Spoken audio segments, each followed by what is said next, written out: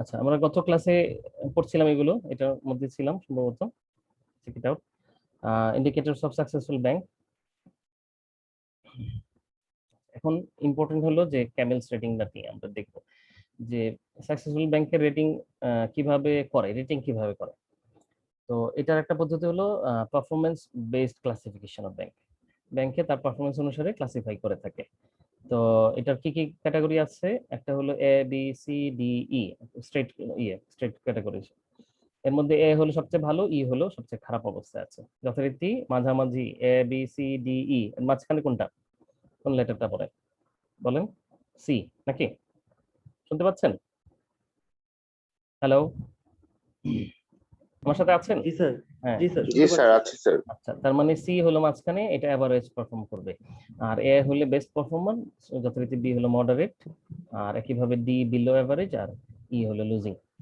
তো এটা এই যে ABCDE যেটা, এটা সাধারণভাবে ক্লাসিফিকেশন হয়ে থাকে, কিন্তু বর্তমানে ব্যাংকের ক্লাসিফিকেশনের ক্ষেত্রে একটা রেটিং সিস্টেম ডেভেলপ করা হয়েছে, ইউএসএ করেছে এটা, ইউনাইটেড স্টেটস অফ আমেরিকা। তো ওটাকে আমরা নাম দিয়েছি যে ক্যামেলস, CAMELS। দেখেছেন? ক্যামেলস। কি কি নামটা বলেন তো? ক্যামেলস, CA, পড়েন আমার সাথে, CA CAMELS, Camel. Camel rating না, কিন্তু ক্যামেলস রেটিং, একটা এস আছে। হ্যাঁ, যারা ক্যামেল রেটিং বলবেন, ওই যে ক্যামেল মানে উট, তো তারা অনেক বড় ভুল, এবং এই ভুলের কারণে ওই যে দেখেন এখানে লিখছে নিজেই ক্যামেল রেটিং, দেখছেন? আচ্ছা, ক্যামেল জি স্যার। রেটিং, কিন্তু এই কথাটা একটা প্রচন্ড ভুল জিনিস। ক্যামেল রেটিং বলে কিছু নাই, ক্যামেলস রেটিং, এটা এস হবে। হ্যাঁ, মনে থাকবে। জি স্যার। হ্যাঁ, এই কথা কেউ দোহাই দিবেন না যে বইয়ে তো ক্যামেল রেটিং আছে। বইয়ে ক্যামেল রেটিং আছে, ভুল আছে। হ্যাঁ, আপনাকে বলা হয়েছে, এরপর আপনি ভুল করেছেন, তো এটা অন্যায়টা বেশি, এই ভুলটা করবেন না পরে। আচ্ছা, তার মানে ক্যামেল রেটিং আর ক্যামেলস রেটিং এক নয় কেন? কারণ ক্যামেল মানে হইলো এখানে 1 2 3 4 5 6টা। আচ্ছা, 6টাই তো, দেখেন তো, 6টা স্যার। 1 2 3 4 5 6, দেখছেন? 6টা না? জি স্যার। 6টা টার্ম, 6টা টার্মে প্রত্যেকটার প্রথম ইনিশিয়াল লেটার ইউজ করা হয়েছে। এটাও কিন্তু এখানে ভুল আছে বইয়ের মধ্যে, খেয়াল করেন কি লেখা আছে দেখেন। Camel, as can be noted in camels, the 5 initial alphabets, each of which indicates a particular set of, 5টা নয়, কয়টা? 5, ঠিক আছে? 6টা। 6টা হবে, 6টা হবে। 6 ইনিশিয়াল হবে। হ্যাঁ, 6টি তো গুণন দেখেন, 1 2 3 4 5 6। আচ্ছা, পরীক্ষা ক্যামেলস রেটিং কি এবং কেন ইউজ করা এটা জানতে চাওয়া হবে। তো এখানে এই প্যারাটা লিখবেন, এখানে যা আছে যতটুকু, যে health of bank can be diagnosed, এটা লিখবেন। আর এই ক্যামেলস এর ডিটেইল লিখে দিবেন, সি মানে কি, এই মানে কি, এগুলো এই পরের পৃষ্ঠায় যেটা আছে। C stands for judgement of capital adequacy. ঠিক কিসের জন্য? ক্যাপিটাল অ্যাডিকুয়েসি, অ্যাডিকুয়েসি মানে পর্যাপ্ততা। হ্যাঁ, অর্থাৎ মূলধনের পর্যাপ্ততার জন্য সি। আর এ মানে হলো অ্যাসেট কোয়ালিটি, অর্থাৎ মূলধন, এতে বোঝাবে অ্যাসেটের কোয়ালিটি কি। এম মানে হলো quality of management, sorry, efficiency and quality of management, EQM, কিন্তু efficiency and quality of management. তো এম এর এটা রাখা হয়েছে, আপনারা আবার ই দিয়ে দিবেন না, CAE এরকম না, কিন্তু CAM, ম্যানেজমেন্টের এমটা রাখা হয়েছে। আচ্ছা, তারপর রিয়েল ই যেটা আছে ই এর পরে, এটা ইতে হলো volume and level of earnings. E মানে আর্নিংস এর ই রাখা হয়েছে। এল মানে কি রাখা হয়েছে? Strength and level of liquidity, এই লিকুইডিটি এল রাখা হয়েছে। এস মানে হলো, এস মার্কেট হলো, এখান থেকে হবে সেনসিটিভিটি টু মার্কেট রিস্ক। এসটা বড় হাতের, মার্কেট রিস্ক। এসটা বড় হাতের হবে, ঠিক আছে? ছোট হয়ে গেছে, এখানে ভুল হয়েছে এটা। আচ্ছা, ক্যাপিটাল লেখা আছে শুধু, এখানে মিল রেখে capital, asset management, earnings, liquidity, sensitivity to market risk. কিন্তু আপনি পরীক্ষার হলে যদি ডিটেইল লিখতে পারেন বক্স, তাহলে তো এখানে শুধু ক্যাপিটাল লিখলাম, মেনে নিব, ঠিক আছে? কিন্তু ডিটেইল যদি লিখতে না পারেন, পরীক্ষার সময়ের কারণে হোক অথবা আপনাকে প্রশ্নের নম্বর কম থাকার কারণে হোক, দুই কারণে আপনি অল্প লিখতে পছন্দ করবেন, তখন এটা দিবেন, যে ক্যামেলস ইন্ডিকেটস ফলোইং, ঠিক আছে? এই কটা লাইন লিখবেন, 5টা লাইন লিখে দিবেন। ঠিক আছে, সেই ক্ষেত্রে C stands for judgement of capital লিখলে হবে না, লিখতে হবে ক্যাপিটাল অ্যাডিকুয়েসি। বোঝা গেছে? কেউ যদি শুধু সি স্ট্যান্ডস ফর ক্যাপিটাল লিখেন তাহলে ভুল, এটা কিছু বোঝা গেল না, কারণ একটা লাইনে আমরা এর চেয়ে বেশি কিছু বুঝতে পারি। সি মানে ক্যাপিটাল, ক্যাপিটাল মানে কি? ক্যাপিটাল অ্যাডিকুয়েসি একটা কথা, যে অ্যাডিকুয়েট কি না, প্রশ্ন ইয়েস নো।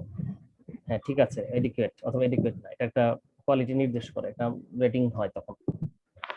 যথারীতি এ মানে শুধু অ্যাসেট লিখলে হবে না, কি লিখতে হবে? Asset quality. এম মানে ম্যানেজমেন্ট লিখলে হবে না, লিখতে হবে efficiency in quality of management.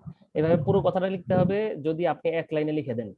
আর যদি আপনি বক্স করে লিখতে পারেন, অর্থাৎ এখানে লিখলেন ছোট করে কিন্তু, এবং এখানে ডিটেল লিখে দিলেন, হ্যাঁ?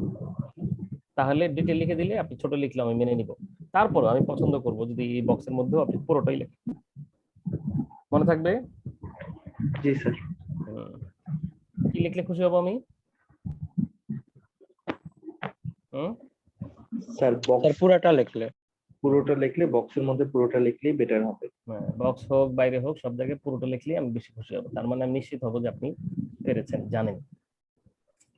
আচ্ছা, তার মানে বলেন তো, সি মানে ক্যাপিটাল এডিকুয়েসি, এ মানে অ্যাসেট কোয়ালিটি, আচ্ছা, এম মানে এম হচ্ছে efficiency and quality management, of management, quality of asset. হ্যাঁ, আর্নিংস মানে ই মানে ভলিউম এন্ড প্রফিট আর্নিং, আচ্ছা ওকে। লিকুইডিটি মানে এল মানে এল, ক্যামেলের এল মানে কি? হচ্ছে strength and level of liquidity. Strength and level, সুন্দর, দুটো কথা বলতে পারছেন। আর এস মানে হলো সেনসিটিভিটি টু মার্কেট রিস্ক, এটা পুরোটাই এখানে আছে। আচ্ছা, এখন ডেসক্রিপশন তো দিয়ে দিছে বক্সের মধ্যে, এখন আপনাকে সংক্ষেপে আমি একটু বলি যে এখানে আসলে কি বোঝা গেল। এগুলো তো কথা তো একটা শব্দ দিয়ে বোঝা যায়। কম্পোজিটে চলে গেছে, সরি, উপরে একটা বক্স আছে, হ্যাঁ এই যে। আচ্ছা, ইচ অফ দ্য পয়েন্টকে 5 পয়েন্ট স্কেলে ডায়াগনোজ করা হয়, ঠিক আছে?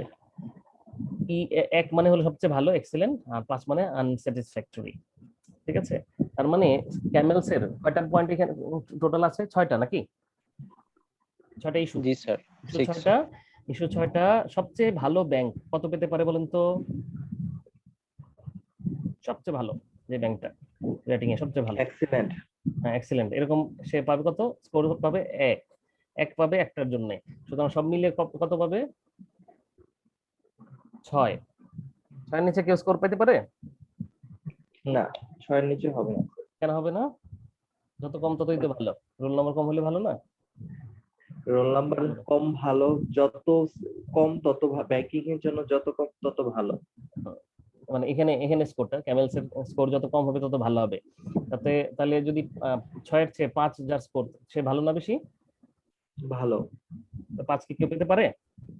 5 হবে না, সর্বনিম্ন হচ্ছে 6। 6 নিচে কেউ আসতে পারে না, ঠিক আছে? যেমন রোল নাম্বার কারো 1 হইতে পারে কিন্তু 0 হইতে পারে না। হ্যাঁ, অনেক বেশি ভালো, ভালো না আবার, ঠিক আছে? তার মানে 6 এর জায়গায় 5 যদি হয় কারো স্কোর, তাহলে বুঝতে হবে গোজামিল দেওয়া আছে, এটা হতে পারে, ঠিক আছে? তো তার মানে স্কোর হতে পারে 6 সর্বনিম্ন। সর্বোচ্চ কত স্কোর হতে পারে খুব খারাপ ব্যাংক? কত স্কোর হতে পারে? 30। খুব খারাপ ব্যাংকের স্কোর হবে 30, কারণ সবগুলোতে সে আনস্যাটিসফ্যাক্টরি পেয়েছে। ক্যাপিটাল এডিকুয়েসিতে আনস্যাটিসফ্যাক্টরি, অ্যাসেট কোয়ালিটিতে unsatisfactory, efficiency and quality of ম্যানেজমেন্টের উত্তরও সে আনস্যাটিসফ্যাক্টরি পেয়েছে। আর volume and level of earnings এর ক্ষেত্রেও unsatisfactory, level of liquidity, strength and level of লিকুইডিটির মধ্যে আনস্যাটিসফ্যাক্টরি, সেনসিটিভ টু মার্কেট রিস্কেও যদি আনস্যাটিসফ্যাক্টরি হয় তাহলে শুধু 30 পেতে পারে। এটা রেয়ার, 6 যেরকম খুবই রেয়ার, 30 পাওয়াটাও খুবই রেয়ার। যে কোনো ব্যাংকের ক্ষেত্রে ব্যাংকের রেটিংটা 30 হতে পারে না, ক্যামেলস এর রেটিং, ঠিক আছে? আচ্ছা, এখন তো ভালো মন্দ এখান থেকে পেয়ে গেলেন, আমার মনে হয় এটা আমাদের পড়ার জন্য যে সময় আমাদের হাতে আছে তাতে একটু বেশি এখানে আলোচনা করার সুযোগ নেই, আমরা সামনে চলে যাই। পরের একটা পয়েন্ট হলো কম্পোজিট রেটিং। কি বিষয় ওটা? Composite rating. কম্পোজিট রেটিংটা একটু দেখেন, আমি এখানে স্ক্রিনে দেখাচ্ছি। কম্পোজিট রেটিং যেটা, আচ্ছা কম্পোজিট রেটিংটা এইখানে কাউকে meaning of composite rating under CAMELS rating analysis, যদি কেউ ওহো আচ্ছা একটা কাজ কাহিনী হয়ে গেছে, সেটা আপনাদেরকে বলা হয়নি, সেটা হলো আবার 6 দিয়ে ভাগ করতে হবে। 6 তো টোটাল স্কোর হলো, তাই তো? তো কম্পোজিট রেটিং পাইতে গেলে আপনাকে ওই ক্যামেলসের যে টোটাল স্কোরকে আবার 6 দিয়ে ভাগ করতে হবে। কত দিয়ে? 6 দিয়ে। 6 দিয়ে। যথারীতি 6 দিয়ে ভাগ করলেই তখন আপনার এক্সাক্ট ফিগারটা এসে যাবে যে স্কোরটা কত, অ্যাভারেজ স্কোর। ঠিক আছে, এই অ্যাভারেজ স্কোরটা পেয়ে যাবেন। অ্যাভারেজ স্কোরও যথারীতি কত কত হতে পারে সর্বনিম্ন অ্যাভারেজ স্কোর? 1। কারণ কি বলেন? কারণ সবগুলোতে যদি 6 পায় তাহলে 6 দিয়ে 6 কে ভাগ করলে 1 হয়, সবগুলো যদি 5 পায়। এক্সিলেন্ট থাকে। সবগুলোতে যদি 1 পায় তাহলে সবগুলোতে 1 করে পেলো, তার মানে ক্যামেলের সি তেও 1 পেলো, এ তেও 1 পেলো, এম 1, ই 1, এল 1, সবগুলোতে 1 পেলো, মানে খুবই ভালো। এক্সিলেন্ট এক্সিলেন্ট পারফরমেন্সের কারণে তাকে স্কোর দেওয়া হলো 1। তার মানে সব মিলিয়ে তার স্কোর হবে হলো 6, তাই না? ক্যামেলস এর 6 পাবে। এই 6 কে যদি আবার 6 দিয়ে ভাগ করে দেওয়া হয় তাহলে 6 যথারীতি 1 হয়ে যায়। আচ্ছা, একটাতে 2, একটাতে 3 এরকম পেলো, তাহলে একটা স্কোর পাওয়া যাবে, তাই তো? এখন জি আপনি স্যার। বলেন, আমি একটা বলি, আপনারা লিখেন কাগজে, কাগজ আছে আপনাদের সাথে। সি তে পেলো 3, লিখেন সি ইজ ইকুয়াল টু 3, লিখেন C is equal to 3, C is equal to 3, A is equal to 5, B is equal to 5, M is equal to 2, 2, E is equal to 1, 1, L is equal to 3, 3, S is equal to 5। 5। আচ্ছা, এখন আপনি বলেন composite rating এ তার rating point কত?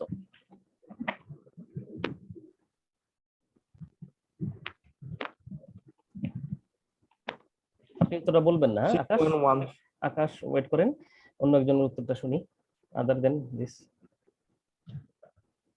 কেউ বলেন, অন্য কেউ? 3.1 something, sir. 3.1। আচ্ছা, আকাশ কত হয়েছিল আপনার এখানে? 3.17, আচ্ছা, আরিফুল, আরিফুল আছেন তো কানেক্টেড? কি অবস্থা? জি স্যার। কত? জি স্যার। 3.1 জি স্যার। নাকি 4.1?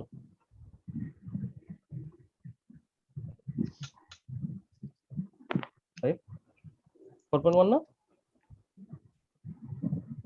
জি না স্যার। আচ্ছা, আমি আরেকবার বলি, তাহলে তো সমান সমান হয়ে যায় ভোট। 4.1 কি না দেখেন তো?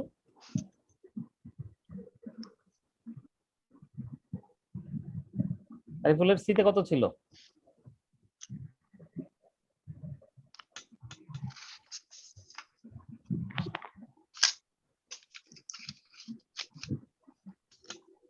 আচ্ছা, আমরা এখানে সময় নষ্ট না করি না, আমার সময় কম আসলে। তো আমাদের জিনিসটা হলো যথারীতি আমাদের স্কোরকে আমরা 6 দিয়ে ভাগ করার পর একটা স্কোর, একটা রেটিং পেয়ে যাব। রেটিংটা কততে পড়েছে? 3.1। 3.1 তো 3.1, এটা এটা তো রেটিং স্কোর বলে এটাকে, হ্যাঁ, রেটিং স্কোর। স্যার। তো রেটিং স্কোর Rating হলো score 3.1, কিন্তু রেটিংটা কত? Rating point, rating point 3, rating 3, point, হ্যাঁ 3। বুঝতে পেরেছেন কিভাবে?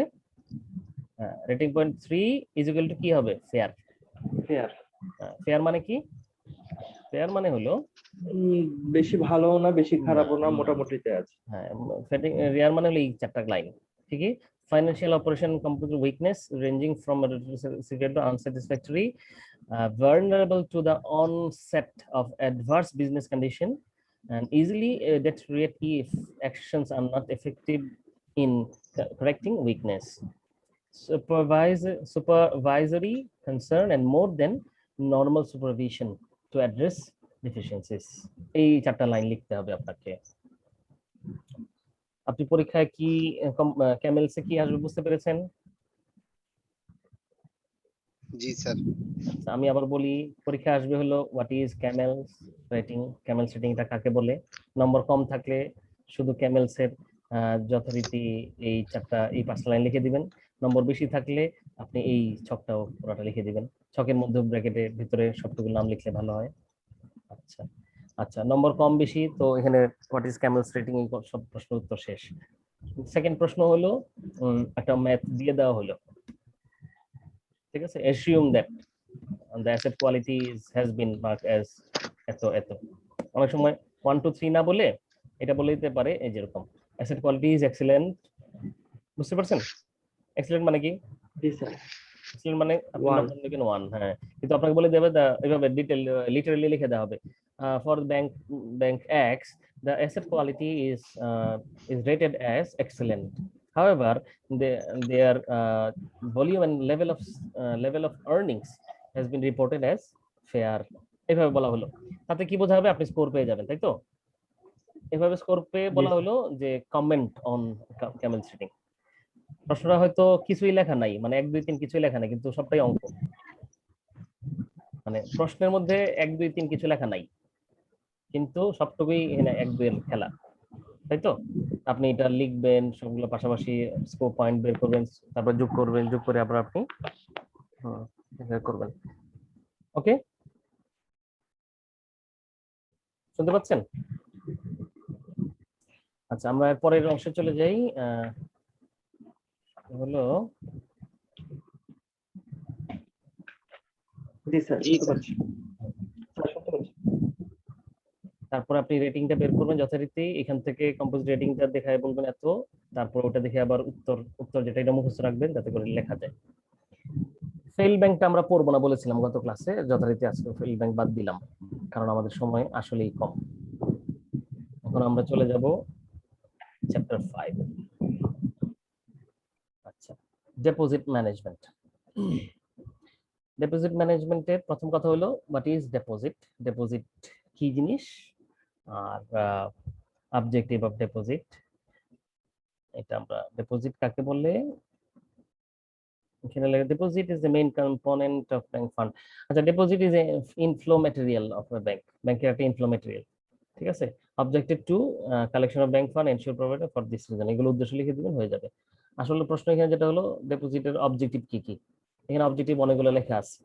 এই সব অবজেক্টিভ অ্যাচিভ করার জন্য ডিপোজিট রাখা হয়ে থাকে ব্যাংক, ঠিক আছে। ব্যাংক যে ফান্ডটা কারোর কাছ থেকে পায়, তো এটাই ব্যাংকের ডিপোজিট, তাই তো?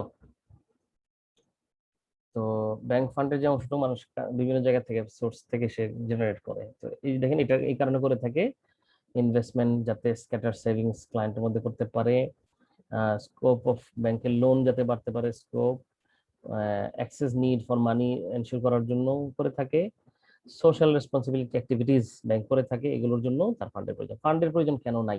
আপনার কেন টাকা দরকার? কি জন্য আপনি টাকা চান? এটার কোনো উত্তরে শেষ আছে? বলেন, আপনি কেন টাকা চান?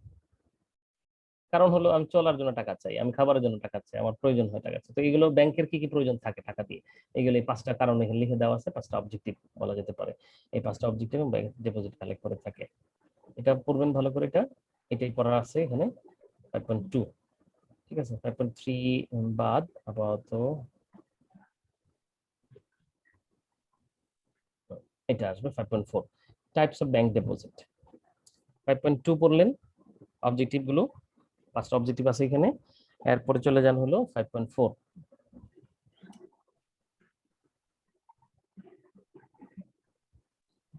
5.4 এ কি আছে? ডিপোজিট অ্যাকাউন্ট এশিয়ান কান্ট্রিজে কি কয় রকমের হতে পারে। আচ্ছা, তারপরে দেওয়া আছে হলো ওয়েস্টার্ন কান্ট্রিজে কয় রকম হতে পারে। এশিয়ানে যথারীতি 3 প্রকার, ঠিক আছে, মানে জেনারেলি, আর ওয়েস্টার্ন হলো 2 প্রকার, দেখতে পাচ্ছেন। এশিয়ানে 3 প্রকার কি কি খুব কমন আপনারা জানেন? Current account, savings account, savings account আর টার্ম আর ফিক্সড ডিপোজিট অ্যাকাউন্ট। আর বিভিন্ন সময়ের মেয়াদি। ফিক্স বলতে তো আসলে ফিক্স বলে কিছু নাই, 3 বছরের জন্য টাইম ডিপোজিট অ্যাকাউন্ট। হ্যাঁ, আলটিমেটলি টাইম ডিপোজিট অ্যাকাউন্ট, কারণ কিছু সময়ের জন্য ফিক্স থাকে। পৃথিবীতে ফিক্স বলে কিছু নাই, আমার টুপিটাও তো ফিক্স না, প্রতি মাসে হয়তো টুপি কিনছি না, কিন্তু আমার একটা লাইফ লং এ কিন্তু টুপি একাধিকবার কেনা হয়ে থাকে। এই জন্য ইকোনমিক্স একটা টার্ম আছে, nothing is fixed in economics, everything is variable in long run. Long রানে সবকিছুই ভেরিয়েবল, ইকোনমিক্সে একটা প্রবাদের মতো কথাটা। কারণ লম্বা সময়ের মধ্যে সবই পরিবর্তন করতে হয়। হয়তো আপনি বলতে পারেন আমার খাটটা ফিক্স খরচ হয়ে গেছে, আর খরচ নাই, তো খাটও তো চেঞ্জ করতে হয় না? একটা লম্বা সময়ের জন্য মধ্যে গিয়ে এটা চেঞ্জ করতে হয়। তো সেই হিসেবে এটা আসলে ফিক্সড ডিপোজিট শব্দটাই ঠিক নাই, কিন্তু আমাদের দেশে বহুল আলোচিত পরিচিত এবং ফিক্সড কথাটা দিয়ে ফিক্সডই বোঝে মানুষ, ভালো বোঝে, এই জন্য এটা বলা হয় টার্ম ডিপোজিট অথবা টাইম স্কেল ডিপোজিট বললে ভালো। এই তিন ধরনের ডিপোজিট অ্যাকাউন্ট হলো আমাদের কমন জেনারেলি ইউজড। এর বাইরে কিছু আদার্স আছে, এগুলোর উল্লেখ আছে, আপনারা এগুলো ভালোই জানেন, লিস্ট করে দিয়ে দিলেই হবে। এটা ডিটেইল কারেন্ট অ্যাকাউন্ট কাকে বলে, সেভিংস অ্যাকাউন্ট কাকে বলে, এটা যদি লিখতে চান তাহলে ওই আগে একটা চ্যাপ্টারে আমরা কোনো একটা বক্স পড়েছিলাম, মনে আছে কিনা? পড়েছিলাম, মনে আছে? কারেন্ট, সেভিংস, টার্ম কোনটার কি সুবিধা, প্রথম দিকে ক্লাস, ওখান থেকে দেখে দেখে লিখে দেবেন এটা, যদি বেশি বড় প্রশ্ন হয় আর কি। আশা করছি বড় প্রশ্ন থাকবে না, ছোট প্রশ্ন হলে তো এখানে যা আছে তাই। আর ওয়েস্টার্নের ক্ষেত্রে হোলসেল ডিপোজিট অ্যাকাউন্ট আর রিটেল ডিপোজিট অ্যাকাউন্ট, ব্যাস এই দুটোই হলো পার্থক্য, দুই রকমের। আচ্ছা, হোলসেল ডিপোজিট অ্যাকাউন্ট সাধারণত হলো কোনো ইনস্টিটিউশন অ্যাকাউন্ট হয়, আর রিটেল হলো কোনো একটা ইন্ডিভিজুয়াল অ্যাকাউন্ট হয়। ঠিক আছে, আবার বলি, হোলসেল হলো ইনস্টিটিউশনাল অ্যাকাউন্ট, আর রিটেল ডিপোজিট অ্যাকাউন্ট হলো সাধারণত ইন্ডিভিজুয়াল অ্যাকাউন্ট। আর এখানে আপনার হোলসেল অ্যাকাউন্টের মধ্যে কি ক্লাসিফিকেশন আর রিটেল অ্যাকাউন্টের মধ্যে কি ক্লাসিফিকেশন সেগুলো দেওয়া আছে, এর চেয়ে বেশি কিছু লেখা লাগবে না, প্রয়োজন হয় না। তাহলে এই প্রশ্নের উত্তরটাকে clear? Types of deposit accounts in western countries and types of deposit in Asian countries, অর্থাৎ total types of bank deposit accounts.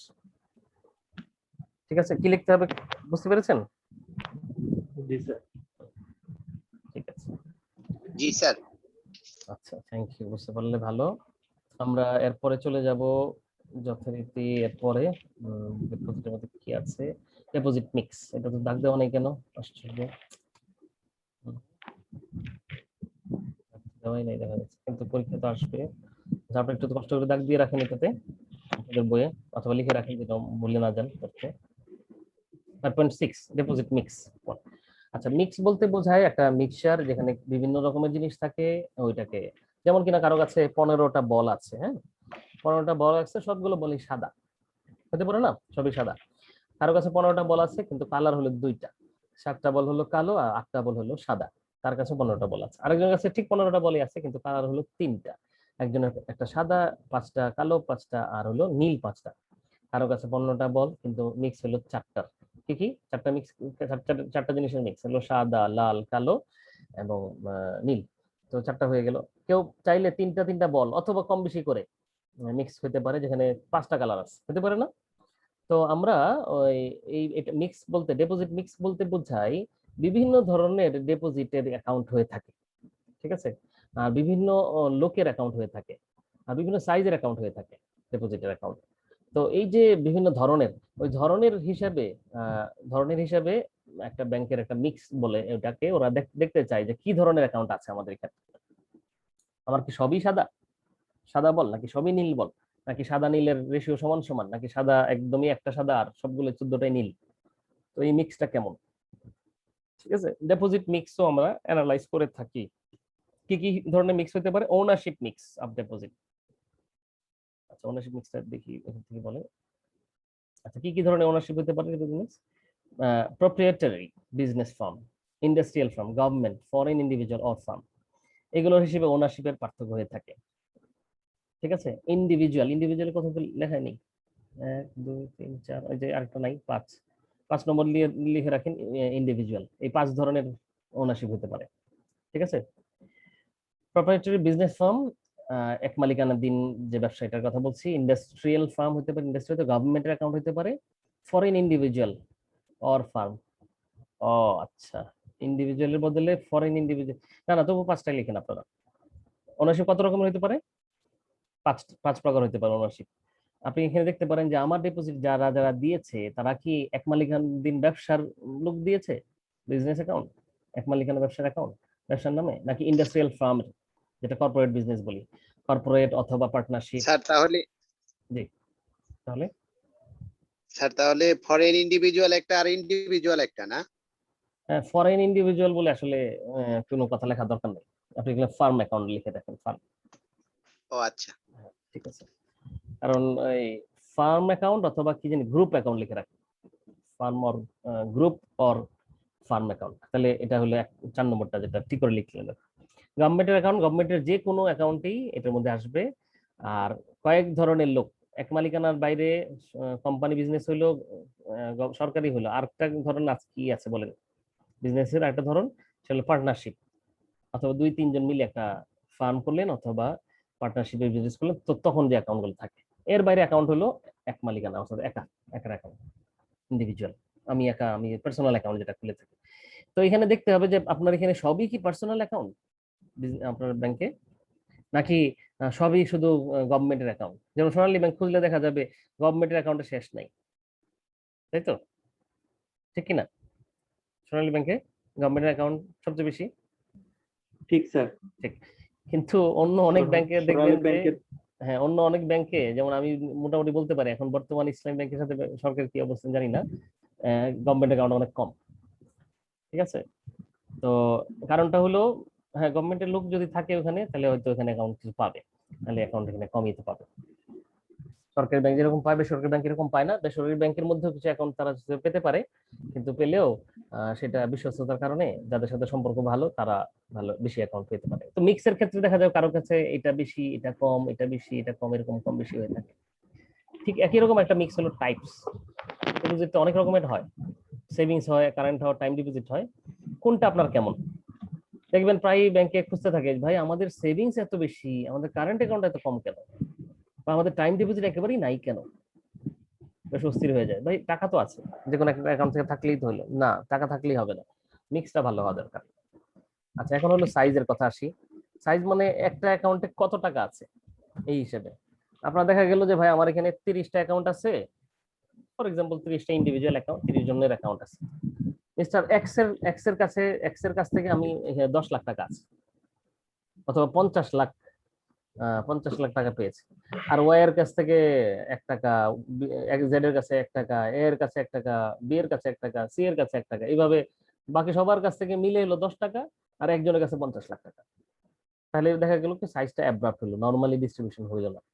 তার মানে আমরা চাইবো যে বিভিন্ন ধরনের অ্যাকাউন্ট থাকুক, আপ টু 10 লাখ পর্যন্ত থাকুক কিছু অ্যাকাউন্ট, 10 to 50 লাখ পর্যন্ত কিছু অ্যাকাউন্ট থাকুক, এবং 50 লাখের অ্যাবাভ কিছু অ্যাকাউন্ট থাকুক, এবং সবগুলো অ্যাকাউন্ট হিসেবে যেন সব জায়গায় নর্মাল হয়। যেমন 10 লাখের নিচের অ্যাকাউন্টের সংখ্যা এবং 10 to 50 লাখের সংখ্যাও যেন বড় কাছাকাছি হয়। ঠিক আছে? 50 লাখের উপরে এসএমই ব্যাংক যেগুলো হয়, এসএমই ব্যাংক তাদের আবার এই ক্লাসিফিকেশন 10 লাখ না হয়ে নিচে হবে, যেমন 1 থেকে 1 লাখ হবে, 1 লাখ থেকে 3 লাখ হবে, 3 লাখ থেকে 5 লাখ বা অ্যাবাভ 5 লাখের অ্যাবাভ হবে। 1 থেকে 3 লাখ পর্যন্ত একটা অ্যাকাউন্ট, একটা ক্লাসিফিকেশন হবে, 3 থেকে 5 পর্যন্ত একটা হবে, আর একটা 5 এর অ্যাবাভ হবে। তাদের ক্ষেত্রে বলছি এটা সাইজটা, শুনতে পাচ্ছেন? সাইজের মিক্স, হ্যালো, সাইজের মিক্স বুঝতে পারছেন? টাকার পরিমাণ একটা অ্যাকাউন্টে, তো একটা অ্যাকাউন্টে টাকার পরিমাণ এইভাবে ভাগ করে ক্লাসিফাই করে দেখা যেতে পারে যে কোথায় কেমন আছে টাকা, কম আর বেশি, মিক্সড আলোচনা করা যেতে পারে। তো এসএমই ব্যাংকের ক্ষেত্রে এই ফিগারটা এরকম হবে, 0 থেকে মানে আপ টু 3 লাখ, আর 3 to 5 লাখ, আর 5 লাখ এন্ড অ্যাবাভ, এভাবে এসএমই ব্যাংকের ক্ষেত্রে। আর নরমালি এই ব্যাংক তো এমনি ঠিক আছে, এই সাইজগুলো দেওয়া আছে। আপনার পরীক্ষার হলে একটা এখানে ছোটখাটো একটা ম্যাথও দেওয়া যেতে পারে, সেক্ষেত্রে বলে দেওয়া হবে মিক্স আলোচনা করো, ইফ সেভিংস অ্যাকাউন্ট ইজ এত, তো আবার কমেন্ট করেন। তো কি কমেন্ট করবেন এটা এখান থেকে পড়লেই বোঝা যাবে, এখান থেকে পড়া পড়লেই বোঝা যাবে।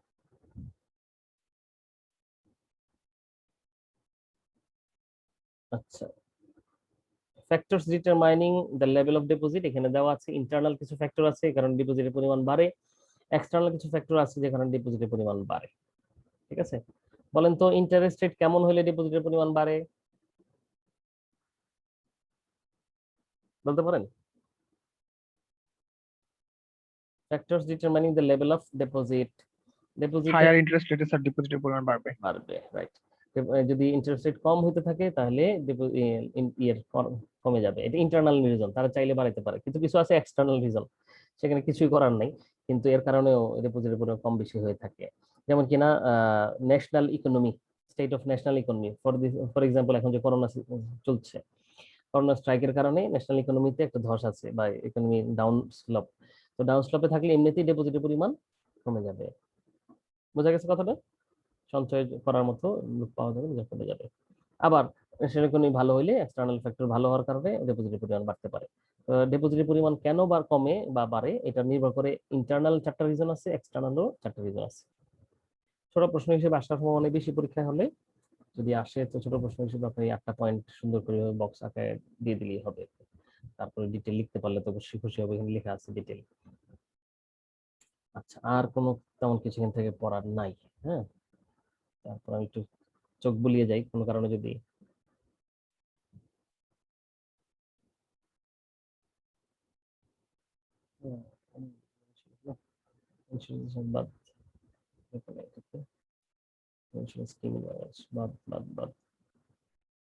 আর কিছু এখানে পড়ার নেই। ঠিক আছে, তো ঠিক আছে, বেস্ট অফ লাক। আমার মনে হয় এটা ঠিক আছে, এখানে আর পড়ার কিছু নাই, সুতরাং আমরা থেকে চলে যাই। Chapter close. Chapter 6 capital management, chapter 6 থেকে। হ্যাঁ, চ্যাপ্টার 6টা তো ইম্পর্টেন্ট। ক্যাপিটাল দুই রকমের হয়ে থাকে, রিজার্ভও দুই রকম হয়ে থাকে। ক্যাপিটাল হলো দুই রকম, প্রাইমারি এন্ড সেকেন্ডারি। রিজার্ভও দুই রকম, প্রাইমারি সেকেন্ডারি। এখানে রিজার্ভ আছে নাকি এই চ্যাপ্টারে? ক্যাপিটাল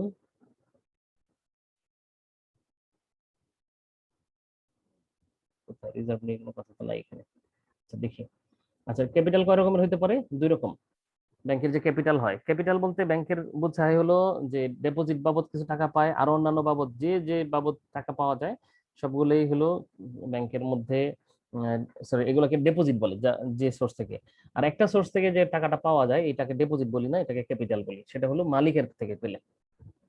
ঠিক আছে, মালিক ভিন্ন অন্য যত জি স্যার একটু কথা বলতাম। বলেন বলেন। স্যার 6 নাম্বার চ্যাপ্টারটা কি আমাদের পিডিএফ দেওয়া হয়েছিল কিনা একটু কনফার্ম। আচ্ছা, না হলে কি করবেন এখন শুনেন, পরবর্তীতে অথবা লিখে রাখেন, দেখে দেখে পরে আপনাকে শেয়ার করে দেওয়া হবে ইনশাআল্লাহ। জি স্যার, ধন্যবাদ। আচ্ছা, আরিফুল এখন কি আপনি শুনতে পাচ্ছেন কিনা যে ক্যাপিটাল কাকে বলে? ক্যাপিটাল হলো ব্যাংক যে সমস্ত সোর্স থেকে টাকা পেয়ে থাকে, মালিকের থেকে যে টাকাটা পায় এটাকে আমরা ক্যাপিটাল বলি। মালিক ভিন্ন অন্য সবার কাছ থেকে যে টাকাটা পায় এটাকে আমরা ডিপোজিট বলি। ঠিক আছে, তো ক্যাপিটাল হলো দুই রকমের, মালিকের থেকে যে টাকা পায় এটা দুই রকমের হয়, প্রাইমারি ক্যাপিটাল আর সেকেন্ডারি ক্যাপিটাল। আচ্ছা, প্রাইমারি ক্যাপিটাল কি কি হয়? যেমন অর্ডিনারি বা common stock, perpetual preferred stock, capital surplus share premium যদি হয়ে থাকে, undistributed profit, mandatory convertible instrument বা ডিভেঞ্চার বন্ড, আর রিজার্ভস ফর লোন লসেস। আর সেকেন্ডারি ক্যাপিটাল হলো limited life preferred stock, subordinated notes and debenture, আর mandatory convertible instrument not eligible for primary capital.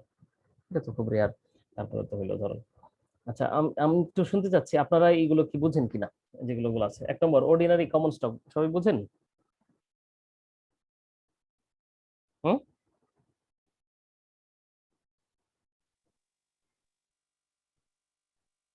কি জি sir, common stock, ordinary common stock, জি sir বুঝি। বুঝেন না? কমন স্টকটা হলো কমন, এটা অসীম মেয়াদের, কোনোদিনই এই টাকা পাওয়া যাবে না। অর্থাৎ কোনোদিনই এই টাকা ব্যাংকের কাছ থেকে আর ফেরত পাবেন না। ব্যাংকের শেয়ার কিনে নিয়েছেন আপনি, আপনি শেয়ার চাইলে ব্যাংকের কাছে তো আর বেচতে পারবেন না, অন্য মার্কেটে, সেকেন্ডারি মার্কেট আছে, ওখানে শেয়ার বেচে দিতে পারেন, কিন্তু ব্যাংক এই টাকা ফেরত আর দিবে না। আচ্ছা, আরেকটা হলো পারপেচুয়াল প্রিফার্ড স্টক, আরেকটা স্টক আছে প্রিফার্ড। কমন স্টকের বৈশিষ্ট্য হলো যে স্টকগুলোর টাকা থেকে ডিভেঞ্চার, যেটা অর্থাৎ এটার মূলধনের উপরে যে সুদ না, সরি মূলধনের উপরে যে প্রফিটটা পাওয়া যায়, অংশ, শেয়ারের অংশ, প্রফিটের অংশ যেটা পাওয়া যায়, ডিভিডেন্ড, এই ডিভিডেন্ডটা পাওয়া যাবে সবার শেষে। অর্থাৎ সব ধরনের পাওনা শেষ করার পরে যা থাকবে ওটার থেকে আমরা ডিভিডেন্ড পাবো। আর প্রিফার্ড স্টক বলতে বোঝায় যে সব ধরনের পাওনা দিবেন, কিন্তু কমন স্টক দেওয়ার আগে যাদেরকে দেওয়া হবে, ঠিক আছে, যাদেরকে দেওয়ার পরে যা থাকে এটা পরবর্তীতে ভাগ করে দেওয়া হবে, তাদের একটা রেট নির্দিষ্ট করা থাকে 6%, 7%, যে টাকার উপরে যা যে যতটুকু স্টক কিনেছেন ওটার উপরে 6% তারা পেয়ে যাবে। পেয়ে যাওয়ার পরে যদি লাভ থাকে তো লাভ, আর লাভ না থাকলে ওরা কিছু পাবে না, কমন স্টক ওরা কিছুই পাবে না। তার মানে কমন স্টক আর প্রিফার্ড স্টকের মধ্যে পার্থক্য হলো প্রিফার্ড স্টকের মধ্যে একটা পার্সেন্টেজ নিশ্চিত করা থাকে যে এত এত পাবে, এতর বেশি যদি প্রফিট হয়েও থাকে তবু পাবে না। আর এত প্রফিট পাবে যদিও বা প্রফিট দিতে গেলে আর কোম্পানি লাভই আর বাকি থাকেন, সব লাভ শেষ হয়ে যাক, তারপরেও ওদেরকে দিয়ে দিতে হবে, কারণ দেওয়ার পরে থাকলে কমন স্টক ওনারা পাবে, না হলে পাবে না।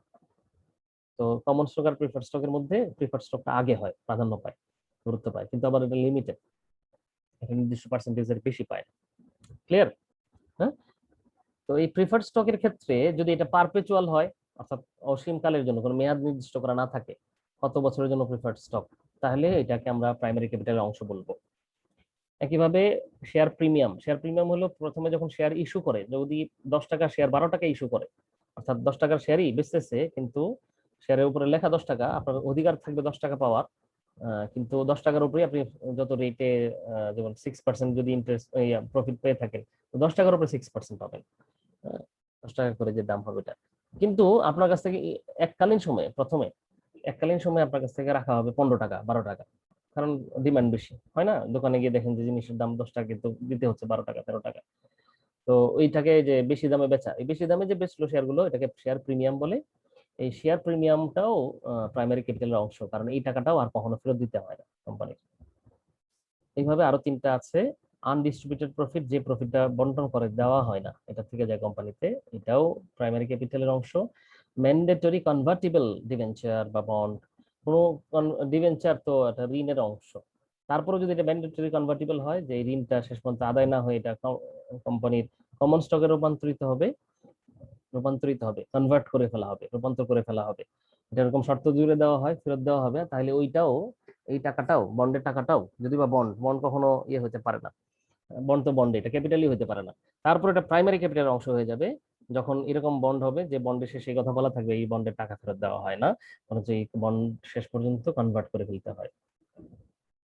আর লাস্ট হলো যে রিজার্ভস ফর লোন লসেস, কোনো লোন হইতে পারে, এটার জন্য কেউ যদি রিজার্ভ রেখে দেয়, ঠিক আছে, ব্যবসায়ী এরকম করে। দেখবেন যে গত বছর কখন জানি ঈদের পরে, কোরবানি ঈদের সময় আমি গেলাম কিছু কিনতে, বলতেছে যে ভাই এত দাম কেন, তো দাম একটু বাড়ায় দেওয়া হয়েছে কেন, জিনিসটা এই জন্য যে ভাই গত রমজান অনেক লস করছি, এই লস পোষায় নেওয়ার জন্য এখন বেশি দামে বেচতে হবে। তো লস পোষানোর জন্য অনেক সময় বিজনেস স্ট্র্যাটেজির অংশ হিসেবে কিছু রিজার্ভ রাখার প্রচলন আছে, যাতে পরবর্তীতে লস হলেও ব্যবসা ধসে না যায়, ঠিক আছে, আগে থেকে সঞ্চয় করে রাখা। তো এই রিজার্ভটাও ক্যাপিটালের অংশ। কি রকম ক্যাপিটাল? প্রাইমারি ক্যাপিটাল, কারণ কি এটাও কখনো ফেরত দিতে হয় না। সেকেন্ডারি ক্যাপিটাল এক ধরনের ক্যাপিটাল, কিন্তু এটা লম্বা সময় পরে হলেও তাকে ফেরত দিতে হয়। তো তখন এইরকম হইলে এটাকে, যেমন লিমিটেড লাইফ প্রিফার্ড স্টক যদি লিমিটেড লাইফের জন্য থাকে, তো এই লিমিটেড লাইফ যতদিন লাইফ আছে প্রিফার্ড স্টকের, এই লাইফের পরে এটা পারপেচুয়াল হয়ে যাবে, কিন্তু এর আগ পর্যন্ত এটা সেকেন্ডারি ক্যাপিটাল বিবেচিত হবে।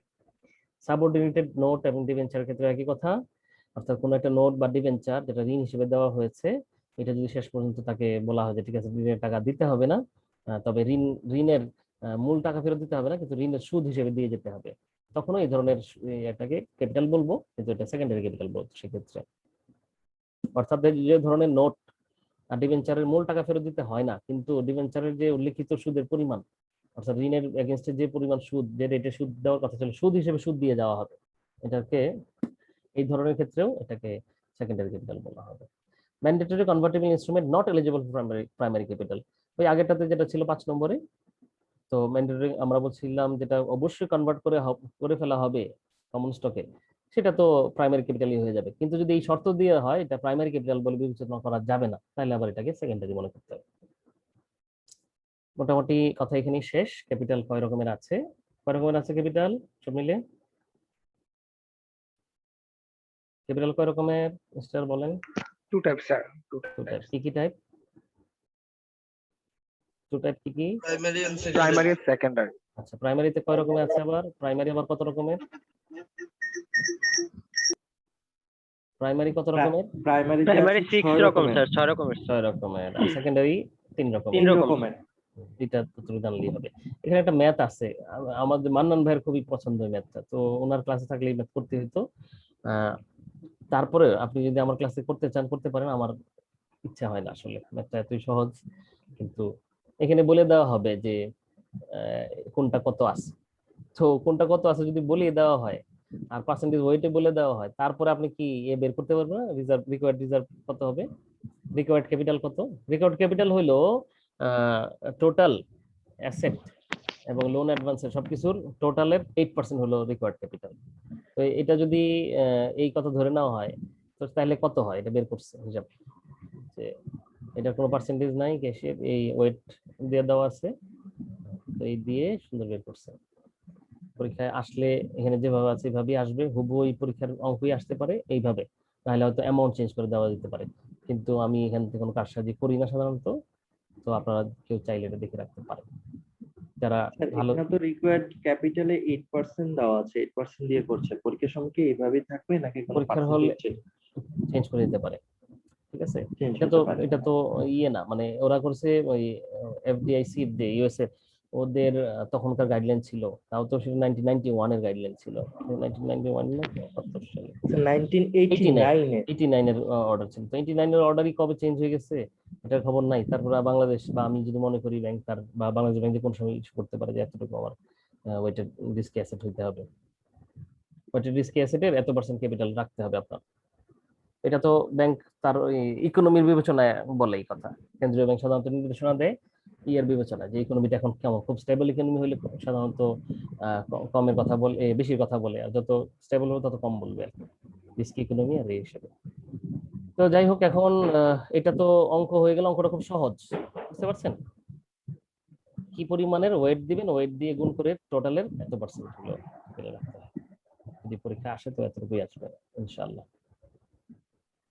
আচ্ছা, আর কোনো বিষয় মনে হয় এখানে নাই, ঠিক আছে এই চ্যাপ্টারে। তারপর একটু চেক করে যাই।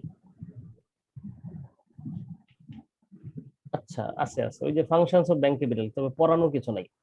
ব্যাংক ক্যাপিটালের ফাংশন কি, ক্যাপিটাল দিয়ে কি কাজ করে, আপনি বলেন, টাকা দিয়ে আপনি কি করেন, ব্যাপারটা এরকম। আচ্ছা, এটা পড়বেন, আর এটা পড়তে হবে না, এটা পড়ার কিছু নাই। ফাংশনটা পড়বেন, ঠিক আছে, মনে থাকবে? জি নোট স্যার। রেখেছেন? পরে আবার আপনি ভুলে গেলে কিন্তু আমি ভুলবো না, আর আমি না ভুললে কিন্তু পরীক্ষায় আসবে, সুতরাং আপনার ভোলা চাই না। Bank capital function, what is the function of bank capital, ঠিক আছে। যদিও আমি একটা একবার বলেছি যে কিছু প্রশ্ন আপনাদেরকে অ্যাসাইনমেন্টের জন্য দিয়ে দিব, তো এই প্রশ্নের অ্যাসাইনমেন্ট গুলো এই পরীক্ষায় আসবে, ফাইনাল পরীক্ষাও প্রশ্ন এগুলো, এইগুলোই প্রশ্ন। সুতরাং কিছু ভুলে গেলেও অসুবিধা হয়তো হবে না, প্রশ্ন দেখে মনে পড়ে যাবে। কিন্তু তারপরেও যদি থাকে না এরকম যে প্রশ্ন দিতেও ভুলে গেছি অ্যাসাইনমেন্টে, কিন্তু আপনি পরে আবার প্রশ্ন করার সময় মনে পড়ে গেল ফাইনাল পরীক্ষা, তখন তো ঝামেলা হবে, এই জন্য আপনি করে ফেলা ভালো। আচ্ছা, এখন খুব ইম্পর্টেন্ট একটা বিষয়, আমি তো এইখানে এই চ্যাপ্টার মনে করছিলাম চ্যাপ্টার 7 এটা, তো test of capital adequacy of bank. এই যে ক্যাপিটাল এডিকুয়েসি একটা ছিল না, ক্যামেলসের সি, জি ঠিক স্যার। আছে। এই ক্যাপিটাল এডিকুয়েসির জায়গা থেকে এটা একটা টেস্ট করার সুযোগ আছে, ঠিক আছে। টেস্ট করার জন্য 4টা পদ্ধতি আছে। কয়টা পদ্ধতি টেস্ট করার জন্য? 4টা স্যার। চারটা কি কি এখানে দেওয়া আছে দেখেন। মেজারমেন্ট বাই রেশিও, এইটা ভাই আচ্ছা ঠিক আছে। তারপর হলো কিছু রেশিও অ্যানালাইসিস করে দেখতে পারেন ক্যাপিটাল এডুকেট কিনা, ঠিক আছে। আর একটা হলো এবিসি মেজারমেন্ট টেকনিক, আর রুল অফ 20 টেস্ট, 20টা টেস্টের একটা রুল আছে। আর হলো ওয়েটেড অ্যাসেট টেস্ট, 4 রকমের টেস্ট আছে। ওয়েটেড অ্যাসেট টেস্ট যেটা, এটা হলো একটু আগে যেটা করলেন, কোনটা একটু আগে বলতে তো অনেক দূরে। স্যার, যেটাকে আমরা 6 দিয়ে ভাগ করে রেজাল্টটা পেয়েছি সব। না না না, এইটা এইটা এটা কি ওয়েটেড? 8% স্যার, ওই যে হ্যাঁ। মান আনসার করায়। 8%? হ্যাঁ 8%, যে অঙ্কটা দেখতে পাচ্ছেন, এটা হলো ওই ওয়েটেড অ্যাসেট, অর্থাৎ ক্যাপিটাল যে এডুকেট কিনা এটা বোঝার জন্য রিকোয়ার্ড ক্যাপিটাল এখানে বের হচ্ছে কত, 44 মিলিয়ন এই অঙ্কে, ঠিক না। আপনার এখানে যদি থাকে 40 মিলিয়ন তাহলে বুঝবেন কি আপনার এডুকেট না, তাই তো। একটা ফিগার যদি রিকোয়ার্ড ক্যাপিটাল যদি বলা থাকে যে এত হইতে হবে, তো আপনি যদি বের করতে পারবেন, তারপর আপনি এটা রিকোয়ার্ড ক্যাপিটালের চেয়ে কম হলে বলবেন ইনএডিকুয়েট, আর যদি বেশি হয় তাহলে কি বলবেন, এডুকেট। এটা ভালো। তো এই এডুকেট কিনা এটা টেস্ট করার একটা পদ্ধতি কি, কোথায় সবগুলো ফিগার দেখাইতে বলে ভালো। হ্যাঁ, ওয়েটেড অ্যাসেট টেস্ট দেখছেন, 4 নম্বর। 4 নম্বরটা সবাই আগে পড়ে ফেলবে। হ্যালো, বুঝতে পারছেন? জি স্যার। 6.2। হ্যাঁ, তো আমরা কয়ভাবে টেস্ট করতে পারি ক্যাপিটাল এডিকুয়েসি একটা ব্যাংকের? 4 ভাবে 4 টেস্ট ভাবে করতে স্যার। হবে। 4 ভাবের চতুর্থ রকম ভাবে, চতুর্থ যে ভাবে দেওয়া আছে, এই ভাবটা একটু আগে আমরা দেখেছি, ঠিক আছে। ওইখানে রিকোয়ার্ড ক্যাপিটাল একটা পার্সেন্টেজ ধরে বের করে ফেলা যাবে রিস্কি অ্যাসেটের। ওয়েটেড রিস্কি অ্যাসেট যেটা, অ্যাসেট তো সবই আছে, অ্যাসেটের মধ্যে রিস্কের কম বেশি কারণে ওয়েট দেওয়া হয়। ওয়েটেড অ্যাসেট মানে ওয়েটেড রিস্কি অ্যাসেট। ওই রিস্কি অ্যাসেট একটা পার্সেন্টেজ আমরা ধরে নিই, যে আমরা নীতিগত সিদ্ধান্ত নিই যে এত হইলে আমার এডুকেট যথেষ্ট, ঠিক আছে? তো আমাদের পকেটে মানি ব্যাগে টাকা থাকে না, সবাই কি একই পরিমাণ টাকা নিয়ে বের হয়? না স্যার। কেউ কম কেউ বেশি, কিন্তু সবাই বলে যে আমার টোটাল টোটাল যে খরচের প্রতিদিন হয় বা মাসে খরচের এত পার্সেন্ট আমার ডেইলি খরচ হয়। ঠিক আছে, তো ওই পার্সেন্টেজ অফ টাকা তার মানি ব্যাগে থাকলে সে মনে করে এডিকুয়েট। কিন্তু এটা ম্যানেজমেন্ট সিদ্ধান্তের কারণে চেঞ্জ হতে পারে। কেউ হঠাৎ করে বলতে পারে যে এখন যে সিচুয়েশন চলতেছে, বাপ অসুস্থ মা অসুস্থ, হঠাৎ করে কিছু টাকা বেশি পকেটে রাখা উচিত। আমার এক কলিগ খুব সুন্দর মজার কথা বললেন যে ভাই 3,000-এর নিচে রাখি না টাকা। তাও অনেক আগের কথা, প্রায় 5-7 বছর 10 বছর আগের কথা। 10 বছর আগের কথা তো 3,000 টাকা তো অনেক টাকা তখনকার হিসেবে। আমি বললাম যে কেন? বললেন যে এখনকার ছিনতাইকারীদের ইয়ে বেড়েছে, মানে তাদের চাহিদা বেড়েছে। ওরা যদি 3,000 টাকার নিচে পায় তাহলে ছুরি টুরি চালায় দেয়, আর যদি অতটুকু পাওয়া যায় তাহলে আর মানে যা আছে দেও। এই কথা বলে তখনকার সিচুয়েশন খারাপ হচ্ছিল হয়তো, এই জন্য বললেন যে ছিনতাইকারী ধরলে অন্তত 3,000 টাকা দিয়ে দিলে তারা আর ছুরি চালাবে না, মানে কোনো আর ঝামেলা করবে না। তো এই যে এডিকুয়েট কোনটা, যথেষ্ট কোনটা, এটা অনেক কারণে নির্ভর করে, কিন্তু সব কারণ বিবেচনা করে একটা পার্টিকুলার পার্সেন্টেজ ম্যানেজমেন্ট সিদ্ধান্ত নিলেই হয় যে এত পার্সেন্ট হইলেই আমার এডিকুয়েট। তো ওইটা ওয়েটেড অ্যাসেট, যেটা ওয়েটেড অ্যাসেটের একটা রেট। তো এটাই 4 নম্বরটা আপনার করেছেন অলরেডি। এখন আসেন বাকি 3টা।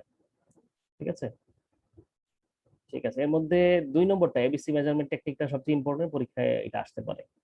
মানে পরীক্ষায় মানে এইখান থেকে যে টেস্টের এর মধ্যে এটা আসতে পারে, এটা খুবই ইম্পর্টেন্ট। মেজারমেন্ট বাই রেশিও এটা পরীক্ষায় আসার কিছু না, কিন্তু তারপর আপনি যদি দেখেন কিছু রেশিও আছে 1950 সালে USA federal reserve system of US group of ratio 1950 সালে প্রস্তাব করে। ঠিক আছে, তো এটা ছিল ক্যাপিটাল ডিপোজিট রেশিও, যেটা এটা ছিল ফার্স্ট মেজারমেন্ট এটা ইউজ করে ক্যাপিটাল ডিপোজিটের জন্য। পরবর্তী mostly used for other ratios, আরো 4টা রেশিও আছে, সব মিলিয়ে কয়টা রেশিও হলো এখানে? 5টা। ঠিক আছে, ফেডারেল রিজার্ভ সিস্টেম 1950 সালে কয়টা রেশিও প্রস্তাব করে? 5টা। ক্যাপিটাল 5টা কোথায় হলো? এখানে কয়টা দেওয়া আছে দেখেন তো, 1 2 3 4। 5টা কেন বললাম? এই তো বুঝতে পারছেন 5টা কোথা থেকে আসলো?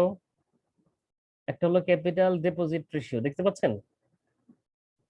হ্যালো, শুনতে পাচ্ছেন? জি স্যার। শুনতে পাচ্ছেন? আচ্ছা, জি স্যার। 1950 সালে ফেডারেল রিজার্ভ সিস্টেম ইউএস কয়টা রেশিও প্রস্তাব করে বলেন, উত্তর দেন। 5টা স্যার। 5টা। প্রথমটা কি ছিল? ফার্স্ট যেটা প্রস্তাব করে ক্যাপিটাল ডিপোজিট রেশিও, আর বাকি 4টা হলো এগুলো পরবর্তীতে আসে। তো দুই দুই ধাপে আসে, এই জন্য 2 জায়গায় লেখা আছে, কিন্তু সব মিলিয়ে 5টা আসে। আচ্ছা, আর কিছু হলো ডিফারেন্ট পয়েন্টের ডিফারেন্ট টাইমে বিভিন্ন জন তার নিজের ইচ্ছা থেকেই আরো এইগুলো করেছে, এটা কেউ প্রস্তাব করে নাই। নিজে নিজে ব্যাংকের রেগুলেটরি এজেন্সি থাকে বিভিন্ন সময়, তারা বিভিন্ন প্রস্তাব করেছে। আমাদের পরীক্ষা আসলে এইভাবে এটা আসতে পারে নির্দিষ্ট করে, আর না হলে আপনি খালি মেজারমেন্ট বাই রেশিও বিভিন্ন সময় বিভিন্ন দিয়েছে, ফর এক্সাম্পল এইটা হিন্তে দুইটা হিন্তে দুইটা এইভাবে 4-5টা দিয়ে দিলেই হবে, আমি বুঝবো যে আপনি কিছু জানেন। ঠিক আছে, কথা এখানে শেষ এটার। আচ্ছা, এবিসি মেজারমেন্ট, আমি কি প্রথম পয়েন্টটা কি ক্লিয়ার করতে পেরেছি? Measurement by ratio. Hmm, hello, disconnected হয়ে গেলেন?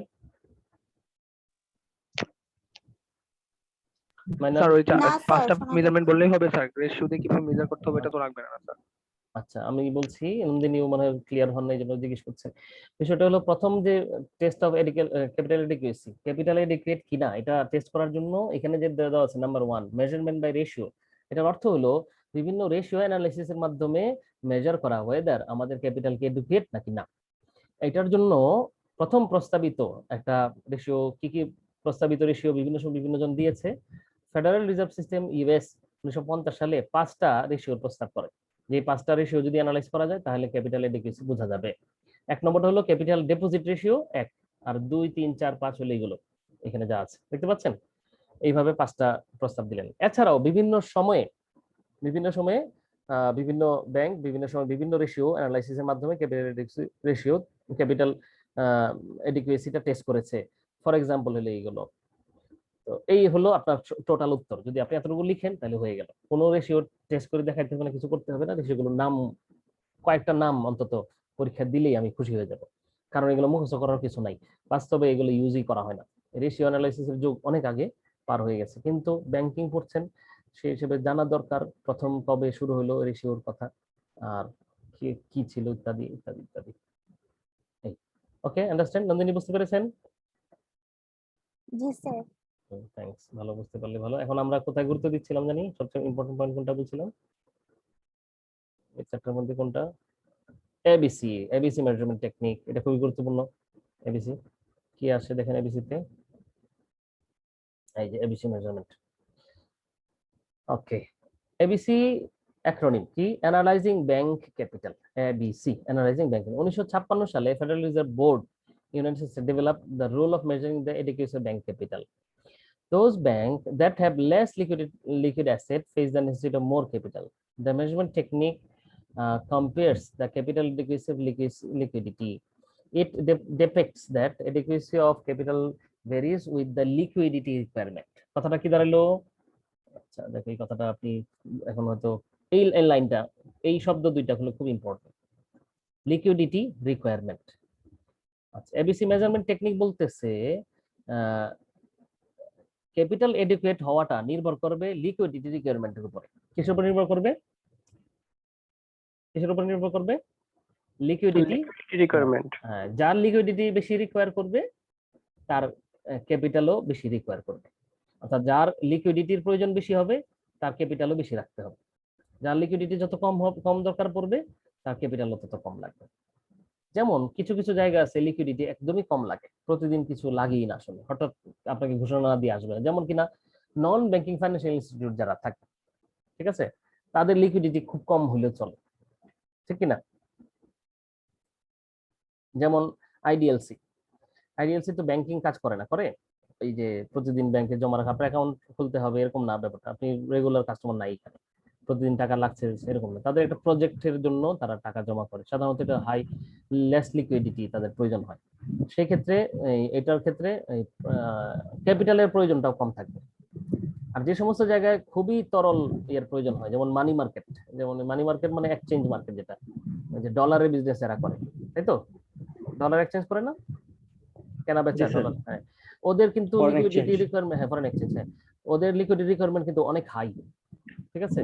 সব টাকা ক্যাশে থাকতে হয়। আপনি এটা বললে হবে না যে আমি পরে আমি টাকা নিয়ে আসছি, আমি টাকা চেঞ্জ করে নিয়ে যাবো, আমার তো টাকাই দরকার, আপনি এখন চেক ধরা দিলে তো হচ্ছে না। তো সেই ক্ষেত্রে ওরা যেহেতু লিকুইডিটি রিকোয়ারমেন্ট হাই, ওদের ক্যাপিটাল এডিকুয়েসি যেটা, এটা হাই অ্যামাউন্টের প্রয়োজন হয়, অনেক বেশি ক্যাপিটালেরও তাদের প্রয়োজন হয়।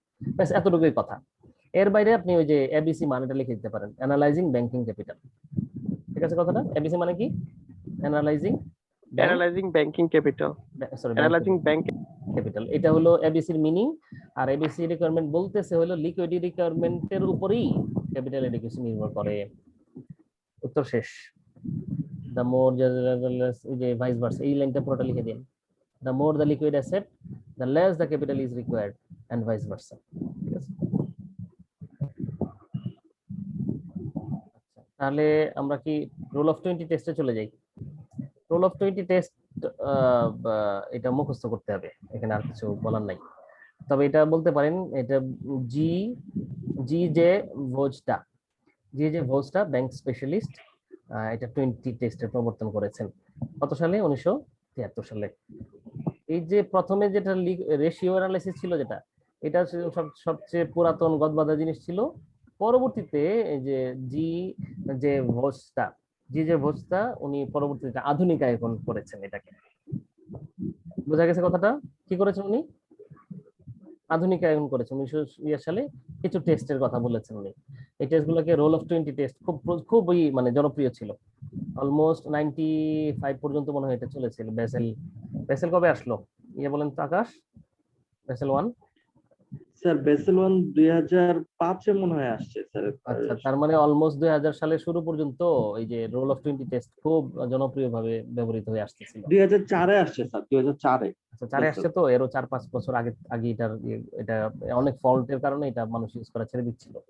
পরে উদ্ভাবন হয়ে আসতে আরো 5-6 বছর সময় লেগেছে। এই জন্য বললাম অলমোস্ট 2000 সালের শুরু পর্যন্ত এটা খুবই জনপ্রিয় একটা টেকনিক ছিল। কোনটা? Rule of 20। Rule of 20 test 1973 সালে এটা প্রবর্তন করেন, কে করেছেন? জি জি জে বোস্তা। বস্তা। ঠিক আছে, এর চেয়ে বেশি কিছু আমার মনে হয় না আপনার জানা, মুখস্থ রাখা, মনে রাখা দরকার। তারপরেও যদি কি বলবো আসলে এখন, আমি অনেকের কাছে শুনতে শুনতে বলছি যে 20 টেস্টে কি কি টেস্ট, এটা লিখে দেন। তো লিখে যদি দিতেই বলে পরীক্ষায়, তাহলে এটা লিখে দেন এই যেভাবে। টু টাইপস আছে, includes two type of test. একটা হলো আর্নিংস টেস্ট আর টেস্ট অফ কাভারেজ অফ এই ধরনের টেস্ট আছে। আর্নিং টেস্ট যেটা, আর্নিং টেস্ট হলো লাস্ট 5 ইয়ার্স আর টেস্ট অফ পার্সেন্টেজ হলো 5 ইয়ার্স এর লোনের পরে যে টেস্ট। ব্যাস এতটুকু টাইপটা বলে দিতে পারেন। বুঝতে পারছেন? 20টা টেস্টের নাম আপনার ওয়েবে পাওয়া যায়, মানে আপনি গুগলে খুঁজলে পাওয়া যাবে না। আপনাকে এই 20 টেস্ট মুখস্থ করতে বলতেছি না।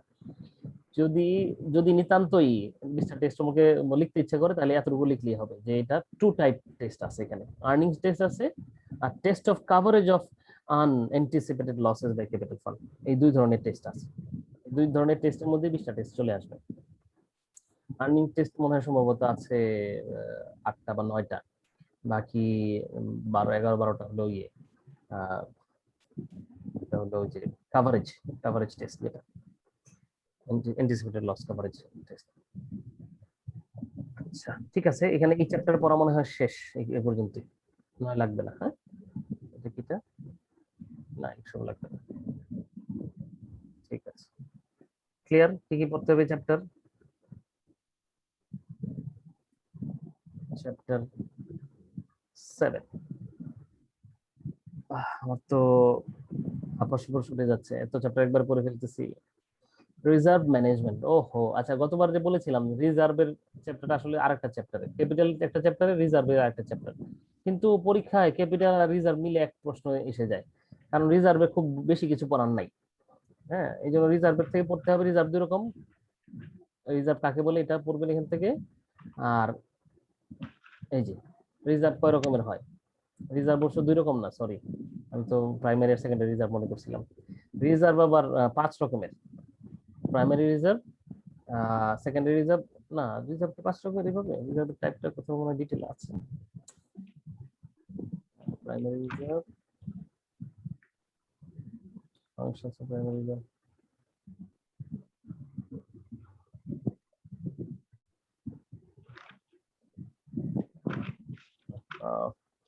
রিজার্ভের টাইপ কত রকমের, না সরি এখানে এইভাবেই, আমি তাহলে ভুল করছি আর কি। আমার অনেকদিন আগের আমাদের পড়াটা এটা হয়নি। Concept relating to reserve. ও আচ্ছা, এটা তো কনসেপ্ট তাই না? এটা রিজার্ভ, কনসেপ্ট স্যার। হ্যাঁ তাহলে সমস্যা নেই, ওই কথাই আমার কথা ঠিক রাখেন। রিজার্ভ হলো দুই রকমের, কি কি রকমের? প্রাইমারি রিজার্ভ আর সেকেন্ডারি রিজার্ভ। ঠিক আছে, রিজার্ভ হলো দুই রকমের, প্রধানত mainly there are two types, primary reserve আর সেকেন্ডারি রিজার্ভ। এর মধ্যে প্রাইমারি সেকেন্ডারির মধ্যে বাকিগুলো এসে যাবে, লিগ্যাল রিজার্ভ, রিকোয়ার্ড রিজার্ভ, এগুলো রিকোয়ার্ড রিজার্ভ, লিগ্যাল রিজার্ভ, এগুলো এর মধ্যে ভিতরে এসে যাবে। প্রাইমারি রিজার্ভ হলো দ্যাট পোরশন অফ ডিপোজিট, ওই অংশটুকু and other liabilities which is to be held in central bank. ঠিক আছে, সেন্ট্রাল ব্যাংকে যে জিনিসটা জমা রাখতে হয় সেন্ট্রাল ব্যাংকে ভল্টে, অথবা না সেন্ট্রাল ব্যাংকে রাখেন, অথবা in the bank vault with the knowledge of central bank. ঠিক আছে, এটাকে কি বলছি আমরা? এটাকে প্রাইমারি রিজার্ভ। কোনটাকে? যেটা সেন্ট্রাল ব্যাংকে জমা রাখা হয়, অথবা ব্যাংকের ক্যাপিটালের যে অংশটুকু সেন্ট্রাল ব্যাংকের নলেজে রেখে আমি আমার ভল্টে রাখি।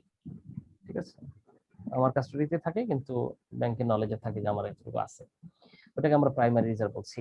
আর বাকিটুকু আদার দেন প্রাইমারি রিজার্ভ, ব্যাংকের বাকি রিজার্ভটুকুকে বলছি আমরা সেকেন্ডারি রিজার্ভ। আগে বলি রিজার্ভ কি জিনিস, রিজার্ভই তো পড়া হয় না, মানে কি জিনিস এটা, এই সংখ্যাটা, এটা সাধারণত portion of deposit that commercial bank must maintain in the central bank as in the central bank না, as required by central bank। এই তো এই জন্যই তো বুঝতে পারে না লোকজন। Just maintain as per prescription of central bank, central ব্যাংকের প্রেসক্রিপশনে যে ডিপোজিটের অংশটুকু কমার্শিয়াল ব্যাংক নিজের কাছে রিটেইন করতে হয়, ঠিক আছে, এটাকে বলছি আমরা রিজার্ভ। ঠিক আছে, কথাটা কি বুঝতে পেরেছেন? আপনারা এখানে ইংলিশ পড়ে টরে বুঝবেন, কিন্তু কথাটা বাংলায় মনে রাখেন। সেন্ট্রাল ব্যাংকের রিকোয়ারমেন্ট অনুসারে যে পরিমাণ ডিপোজিটের অংশ এজ এ লিকুইড মানি হিসেবে ব্যাংক তার কাছে রেখে দেয়, এটা ইয়ে করে না, ডিসবার্স করে না, কাউকে দেয় না, কোনো পার্টিকে সেটা লোন হিসেবে দিবে না, কাউকে দিবে না, ওই টাকাটাকে আমরা বলছি রিজার্ভ। ঠিক আছে কথাটা? হুম, আচ্ছা জি স্যার। হ্যাঁ, এই রিজার্ভটা দুই রকম হতে পারে, একটা হলো প্রাইমারি রিজার্ভ, একটা সেকেন্ডারি রিজার্ভ। প্রাইমারি রিজার্ভ হলো যে রিজার্ভটা সেন্ট্রাল ব্যাংকের কাছে রাখা হচ্ছে অথবা সেন্ট্রাল ব্যাংকের নলেজে আমার কাছে রেখে দিচ্ছে। আরেকটা হলো সেকেন্ডারি রিজার্ভ, সেটা হলো যে সমস্ত ডিপোজিটটা নিয়ার ক্যাশ অ্যাসেট হিসেবে রেখে দেওয়া আছে।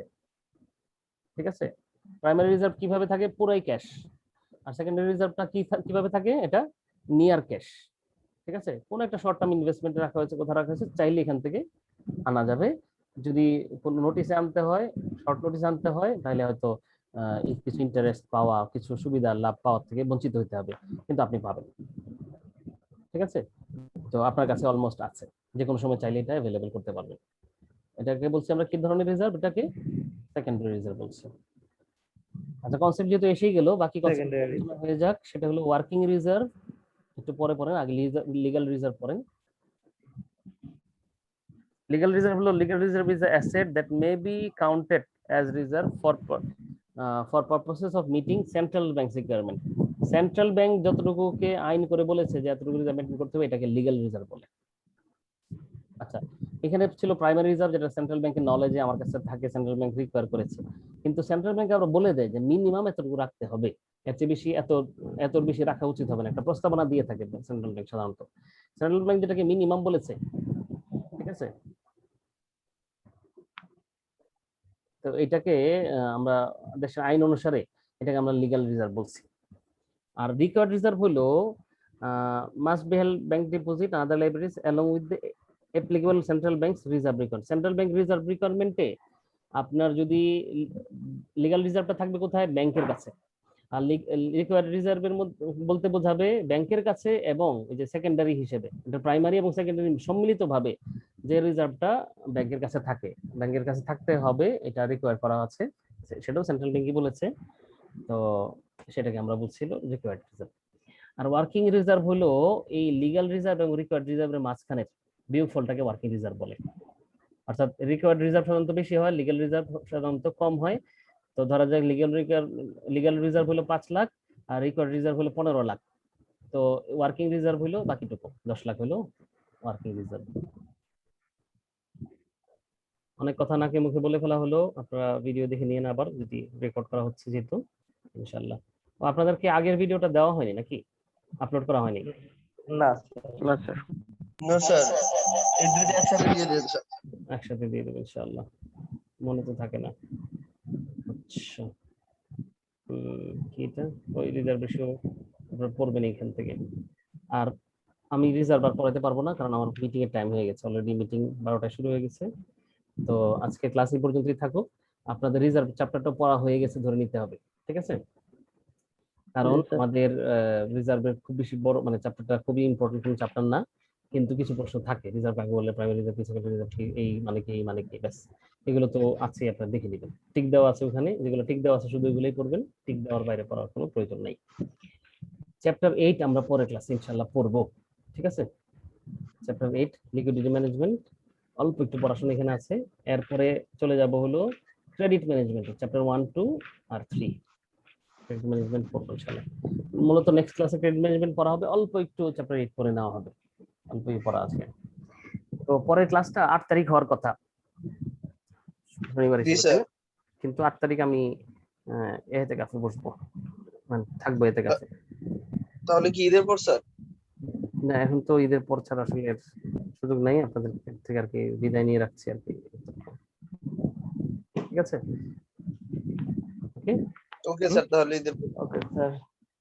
স্যার এই ফাইলগুলো স্যার গ্রুপে সেন্ড করে দেওয়া যায় না স্যার? এই যে এগুলো, জি স্যার। ও হ্যাঁ, আজকের ক্লাস আমার মনে সবগুলোই দিয়ে দিই, যা যা আছে আর কি। স্যার সবগুলো দিয়ে দেন স্যার, সাথে ক্লাস কিন্তু স্যার এখন দিয়ে দিলে স্যার বেটার হবে। কিন্তু আগে মনে হয় দিয়েছিলাম একবার, নাকি না দেই নাই? সবগুলো যদি একসাথে দেন তাহলে, সবগুলো একসাথে দিলে স্যার আমাদের ডাউনলোড করতেও সুবিধা হবে, পরে খুঁজতেও সুবিধা হবে স্যার। আচ্ছা আমি বলি এখানে ওই যে এইটা চ্যাপ্টার 7 এবং চ্যাপ্টার 8 এগুলো তো হলো 26 জিবি 26 এমবি তারপর 30 এমবি অলমোস্ট 33 না স্যার এগুলো স্যার গুগল ড্রাইভ করে দেওয়া লাগবে স্যার। হ্যাঁ, এই যে এটাও তো ড্রাইভ করে গুগল দেওয়া ড্রাইভ লাগে। করে শেয়ার করে দেন। যেমন এটা তো গুগল ড্রাইভে দিতে হলো শেষ পর্যন্ত, কারণ যায় না 25 এর নিচে হইলে যেত, এগুলো গেছে ঠিকই, এটা যায় না, তো যায় না, এটাও যাবে না, তারপর এটাও যাবে না, সুতরাং এত যাবে না, আমরা এক কাজ করি সবগুলো একটা ফোল্ডার করে সুন্দর ওই গুগল স্যার ড্রাইভে সবগুলা folder ফাইল স্যার করে একসাথে Google একটা Drive-এ file দিয়ে দিলে একটা নিয়ে সব পেয়ে সেটাই। যাবো স্যার। সেটাই স্যার বেটার হবে। একদম স্যার এ টু জি সবগুলো একসাথে নেন স্যার। ঠিক আছে, ওকে ইনশাআল্লাহ তাহলে এই পর্যন্তই। তার সাথে ক্লাস রেকর্ডিং দুটো দিয়ে দিন। হ্যাঁ রেকর্ডিং তো আলাদা দেওয়াই হবে, নো ওয়ারিস। ঠিক আছে। ঠিক আছে জি, আসসালামু আলাইকুম, আপনারা ভালো থাকেন, ঈদের জি, মধ্যে স্যার। ভালো জি। থাকেন, রমজানের সময়টা ভালো কাটুক, শেষের দিকে আমলের মধ্যে থাকা ভালো, শেষে যতটুকু থাকা যায় পরিশ্রম। জি স্যার, ভালো থাকবেন স্যার, সুস্থ থাকবেন, আর স্যার অগ্রিম ঈদের স্যার আমার শুভেচ্ছা একটা স্যার। কথা ছিল স্যার। বলে ফেলেন সংক্ষেপে বলেন। স্যার আমার এক্সামটা কি ঈদের পরে নেবেন? আপনার এক্সামের ব্যাপারে কিছু ঝামেলা হচ্ছে এখন, আমি ঝামেলাটা মিটিয়ে নিতে পারলে হবে, ঝামেলাটা একটু অফ রেকর্ডে বলতে হবে, রেকর্ডটা অফ করি। ঠিক আছে।